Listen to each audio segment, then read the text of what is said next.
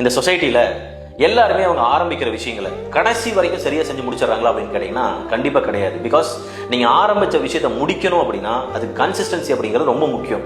Consistency அப்படின்னா என்ன அப்படின்னு பாத்தீங்கன்னா, நீங்க உங்களுக்கே கொடுத்துக்கிட்ட ஒரு ப்ராமிஸ், அந்த ப்ராமிஸை நீங்க காப்பாற்றணும் அப்படின்னா உங்களுக்கு பிடிச்சிருந்தாலும் சரி பிடிக்கலனாலும் சரி தொடர்ந்து அந்த வேலையை நீங்க செய்ய வேண்டியது இருக்கும். ஃபார் எக்ஸாம்பிள், நீங்க ஒரு நாள் ஜிம்முக்கு போறதுனால உங்களோட பாடி பில்ட் ஆயிருமான்னு கேட்டீங்கன்னா இல்ல. ஒரு நாள் நீங்க புக்ஸ் ரீட் பண்றதுனால உங்களோட ஐக்யூ லெவல் டெவலப் ஆயிருமான்னு கேட்டீங்கன்னா இல்ல.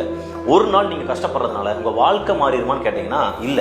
பட் இதை நீங்க தொடர்ந்து 325 நாள் ஃபாலோ பண்ண ரெடியா இருந்தீங்கன்னா டெஃபினட்டா ஒரு நாள் நீங்க நினைச்ச மாதிரி உங்களோட வாழ்க்கை மாறும். பட் இதை ஃபாலோ பண்றதுக்கு ஒருத்தர் உங்களை மோட்டிவேட் பண்ணணும்னு நீங்க எதிர்பார்த்தீங்கன்னா நீங்க தப்பான இடத்துல இருக்கீங்கன்னு அர்த்தம். பிகாஸ் மோட்டிவேஷன் அப்படிங்கிறது இட்ஸ் ஜஸ்ட் an எமோஷன், அது கொஞ்ச நாள் கரைஞ்சிரும்.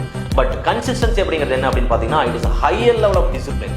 பட் இந்த டிசிப்ளினை ஃபாலோ பண்றதுக்கு நீங்க கஷ்டமா இருக்கு அப்படின்னு ஃபீல் பண்ணீங்க அப்படின்னா உங்க வாழ்க்கையில நீங்க தோத்து போனதுக்கு அப்புறம் ஏற்படக்கூடிய வலி இதை விட ரொம்ப மோசமா இருக்கும்.